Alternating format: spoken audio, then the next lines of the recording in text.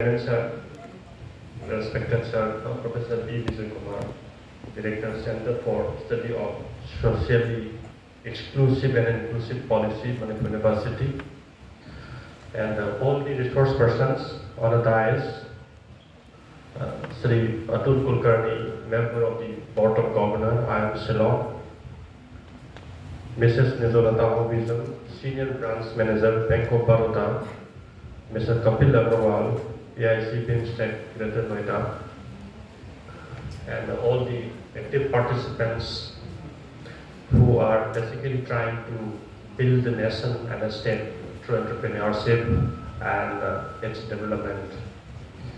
Well,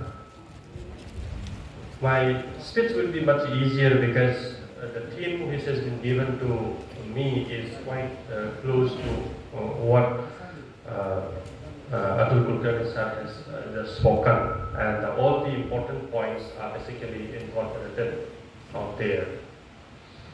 I will not take much time because mine is too much preoccupied because of series of meetings in the office, and I'm coordinating from here series of other meetings. But still, I just would like to highlight some of the important what we call as points with relation to academic institutions when we try to say groom all about startups and entrepreneurship development. Well, we all the time talk say ecosystem of say startups and entrepreneurship. It involves a lot many other things. From the morning inaugural session onwards, we talk about, say, suppose various issues. One is all about incubation and the acceleration we're talking about. Second, of course, the funding organizations and the funding agencies and the departments we're talking about. On one side, we talk about grooming of these talents. Then we talk about education institutions. We talk about mentorship, locational advantages and disadvantages. We talk about the availability of capital. We talk about collaborations. Then, of course, technical skills and mixed technical abilities. All these things are all together various components when we talk about, say, startups and entrepreneurship. While trying to build all these things, yes, institutions can play some of the significant roles. Say, suppose, take example of collaborations. Institutions can take a role. Take an example about the mentorship and incubation. Institutions can take a role. I'm talking about the higher education institutions, not other institutions and other agencies.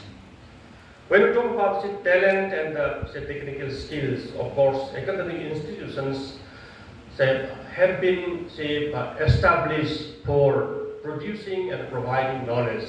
And this is the knowledge and skills academic institutions will be able to provide that way.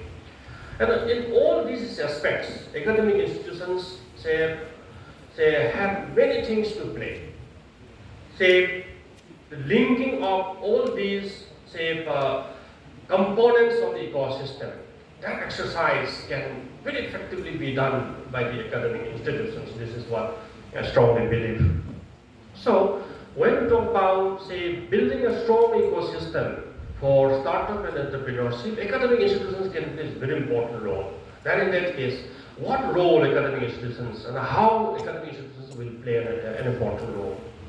Academic institutions can build and frame one such curriculum which is very much congenial and favorable for, building an ecosystem. Academic institutions can frame the curriculum and the syllabi where talent and skills can be groomed in its best possible way. Academic institutions can establish and open these incubation and acceleration centers where a lot of great innovators, successful entrepreneurs, big companies and their representatives can be invited, and they can create a platform where young startup entrepreneurs and other upcoming entrepreneurs and innovative minds and creative minds and such type of the people and researchers can be brought in and interacted and groom them. This exercise the academic institutions can do. Academic institutions can also request the funding agencies and the bankers and all these great financial institutions at the organizational level, that means academic institutional level, and we can make a platform for having an interface with such types of young minds at the level of the institution, higher education institution. That role is academic institutions can play. But while we are trying to talk about developing an ecosystem for startup and entrepreneurship, the challenge which we are going to face out here is multiple. But at the same time, academic institutions and the people working in the academic institutions should know very well what is startup and what is entrepreneurship development. Suppose Manipur University has 42 departments at present. And all the members who are working in these 42 academic departments should know what is basically a startup and what is basically an entrepreneurship development.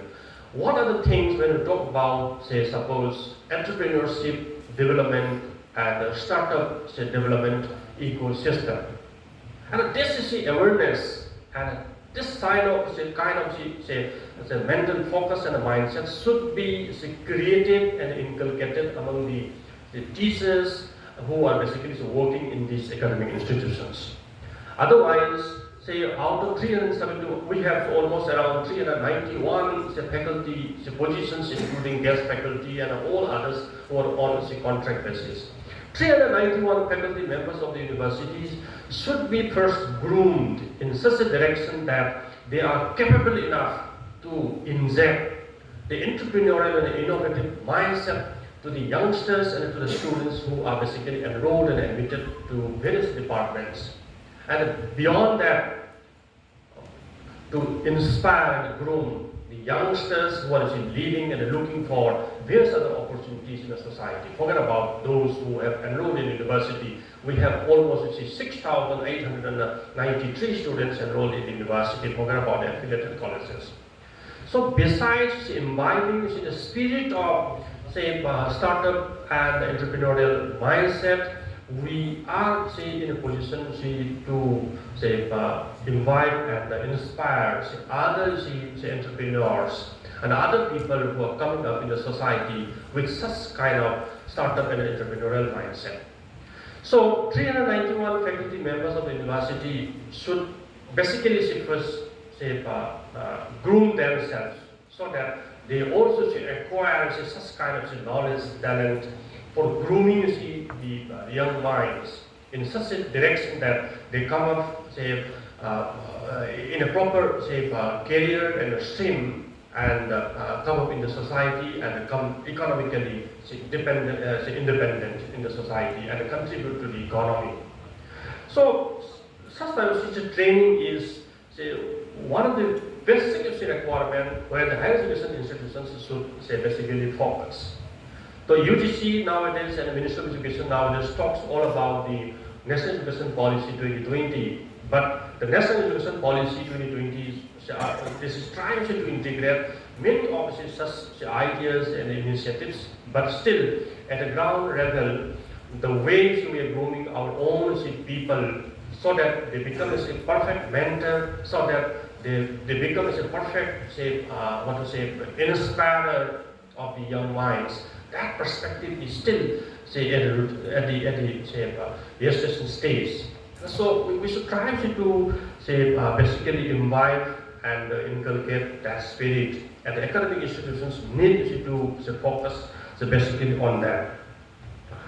Then, once the teachers are strong enough and they are fully aware about the startup and entrepreneurship, and then what are the talents which are required for becoming an entrepreneur. At the same time, if you talk about the incubation center, what kind of roles we're supposed to do as a faculty in these incubation centers, and what is the ecosystem, and in relation to the ecosystem, what the teachers and the faculty members should play a role If those aspects are first understood in a proper manner, then the way we are going to groom and the way we are trying to build an ecosystem which is very much thorough for the startup, young minds and entrepreneurs, that will be something very, very significant. This is what I feel.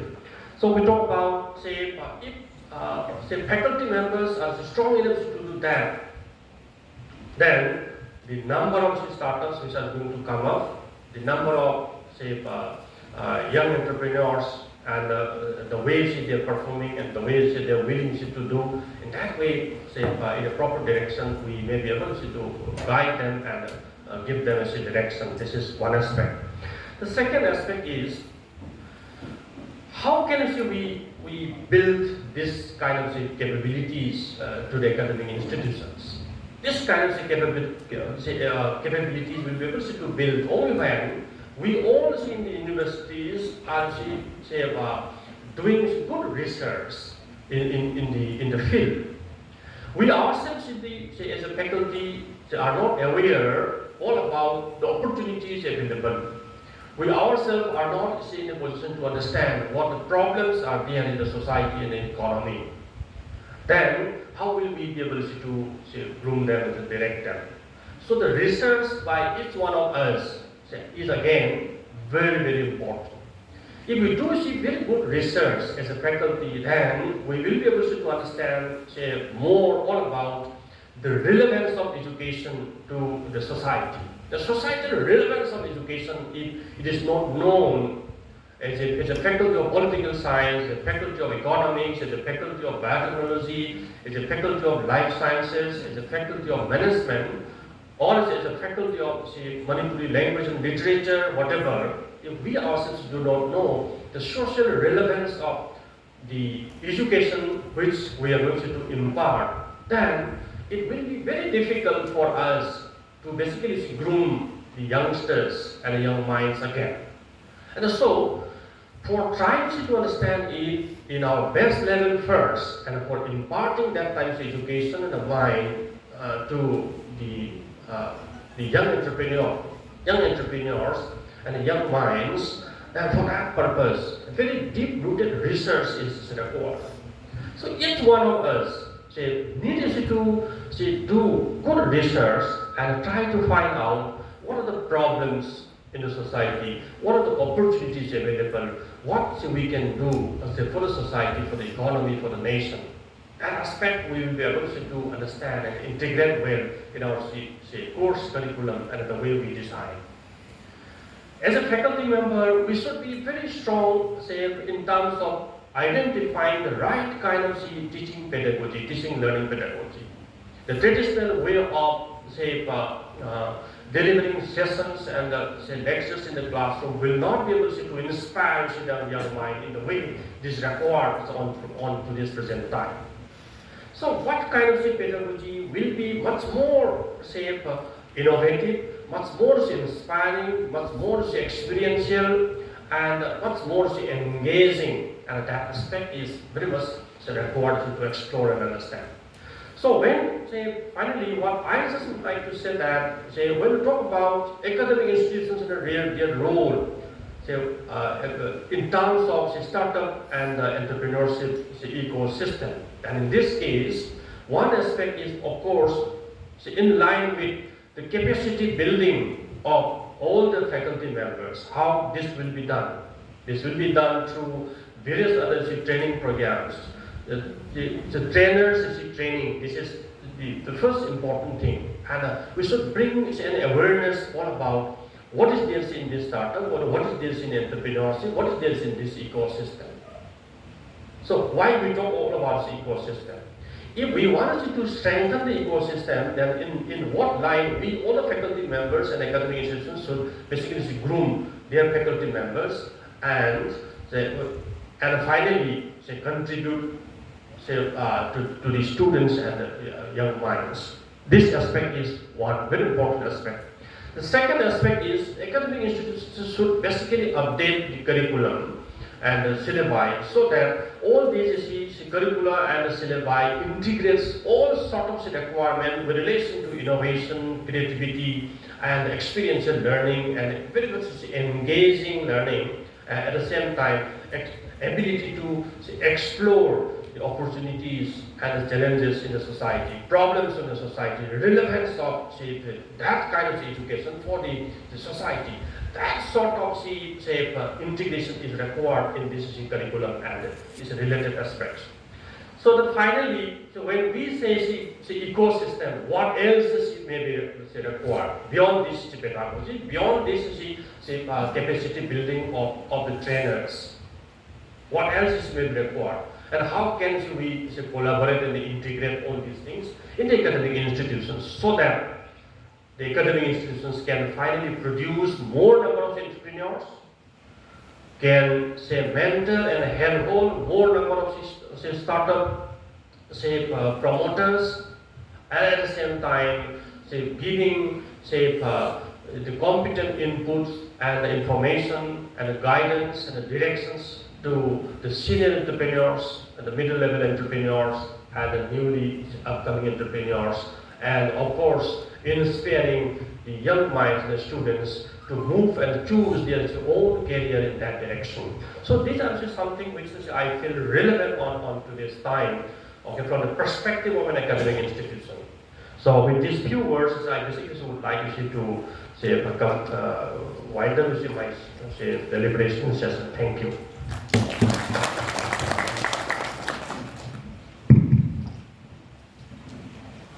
Thank you, Professor Chandbabu, whose basic thrust was on several do's and don'ts in the university fraternity. And there are so many things, and in fact, it's fresh from preparing for our self-study reports for a NAC this thing. So these are some of the ideas that our researchers shared with us. Now,